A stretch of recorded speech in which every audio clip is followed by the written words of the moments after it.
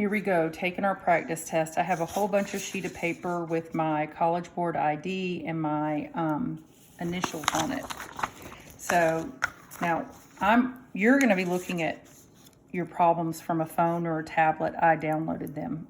But remember, you have to submit your answers on the same device that you download the questions. So the table above gives selected values of the function of velocity for Q. So this is velocity for Q, even though it says it, I like to write it, which represents the velocity of particle Q traveling along a horizontal line from 0 to 10. X of Q and A of Q denoted position and acceleration of particle Q. So they're telling you X is position and A is acceleration. It is known that the position of the particle at time equals 0 is 9. So the position of the particle Q at time equals 0 equals 9.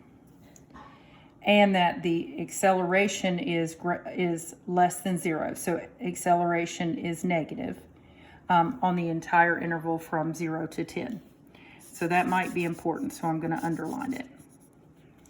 Particle R travels along the same horizontal line as Q, and its acceleration is given by the graph to the right. So this is the acceleration of R by the graph to the right. The portion of the graph y equals AR of t on the time interval from 2 to 6 is a semicircle, and all other portions are piecewise. Let x r of t and v r of t denote position and acceleration. So position and acceleration. Position is x again. And denoted by, that should say velocity, respectively. It is known that the position at 0, or at 7, x r of 7 equals 20, and the velocity r of 7 equals 4. Pretty sure those are going to come into play. How much greater is the average acceleration of r than the average acceleration of q? So, part A, this is problem 1, and I'm going to do A. How much greater is the average acceleration of r? So here's r, and you have acceleration. So average is an average value. So when I integrate, so average acceleration, how much greater is the average acceleration of particle Q than the average acceleration of r, of Q on the interval from 0 to 6. So r, I already have acceleration. So that's going to be 1 over 6 minus 0, the integral from 0 to 6 of a r of t dt. So this is going to be 1/6, and I have to find the area. Remember, if you integrate, it would give you, like if this was miles per second squared, it would give you miles per second, but this is going to give you seconds again, so it's back to acceleration, miles per second squared. Now, when I go to find the area, I'm going to use a trapezoid, which is height divided by 2. Base 1 plus base 2 is 1 plus 1, 2, 3, 4. Plus, from 0 to 6, it looks like what I'm going to have to do is find the area of the rectangle and subtract out the semicircle. So that's 1, 2, 3, 4 by 1, 2, 3, 4. So that's going to be 16 minus, that's a semicircle, so 1/2 pi. R squared is, 2 squared is 4. So this is going to be 1/6 of 521 minus 2 pi. So this is the average acceleration of particle q. This is the average acceleration of q. Now the average of r, sorry. The average acceleration of q, here's q and it's a velocity. So how do I get acceleration? I have to take a derivative.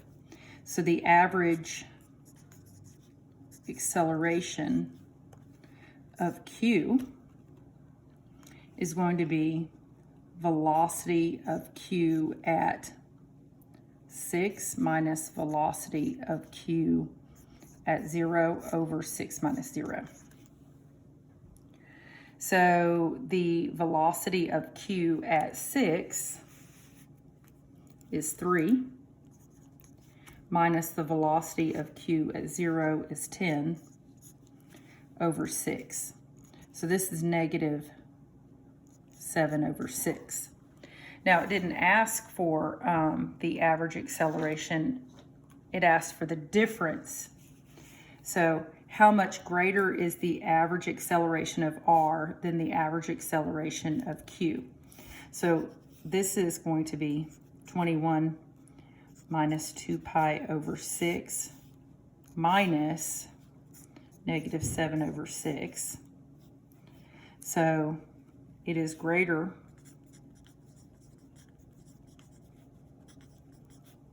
by 7/28 minus 2 pi over 6. Part B, find the value of velocity of r of 0. Here's my picture for r. I have acceleration and I'm asked for velocity, so I'm going to integrate. Now, do I have a piece of information? So I know the velocity at 7. So what I can do is my velocity of r at 7 is equal to my velocity of r at 0 plus the integral from 0 to 7 of acceleration of r of t dt. Where you are is where you start plus how far you go. I had to come up with an equation that incorporated what I was looking for and what I had given to me in the problem. So my velocity is 4 equals my velocity of r at 0 plus. Now, the integral from 0 to 7, I already found the integral from 0 to 6. I did that here. So that was plus 21 minus 2 pi, because it was this plus this minus the circle. And now I just have to add this area here, which is another trapezoid. Now, I'm going to do a trapezoid. You could do a rectangle and a triangle, but plus height divided by 2. That's the height divided by 2. Base 1 is 4 plus base 2 is 2. So that's plus 3. So this is 4 equals velocity r of 0 plus 6, 3, 24 minus 2 pi. So my velocity of r at time equals 0, when I subtract, I'm going to get negative 20, and when I subtract, I'm going to get plus 2 pi. So now, hopefully you're noticing that these are a little bit longer. You have 25 minutes to do this problem on the AP exam. You do everything you know how to do and just push forward. Part C. Approximate the value of xq of 10 using a left Riemann sum with the 5 subintervals indicated in the table. Is this approximation over or under? Explain your answer. So it's asking me to find xq of 10. So the position at time equals 10. Well, I have a position at time equals 0.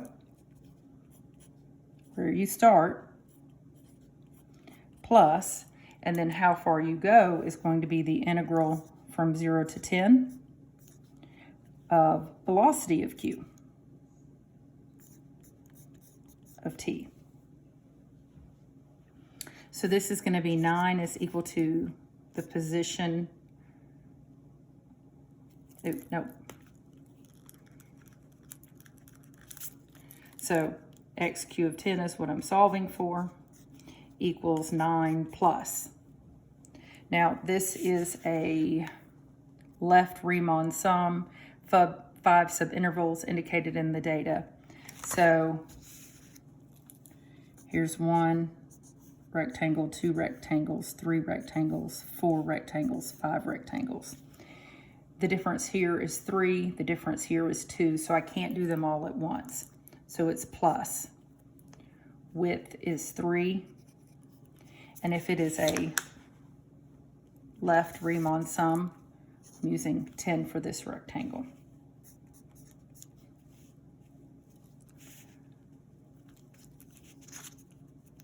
Plus, the difference here is 2, left is 7, plus, the difference here is 1, and the left is 4, plus, so 1, 2, 3. The fourth rectangle has a width of 1, left Riemann sum is a 3, plus my last one has a width of 3, left Riemann sum of 2. So now I'm just going to type this into my calculator.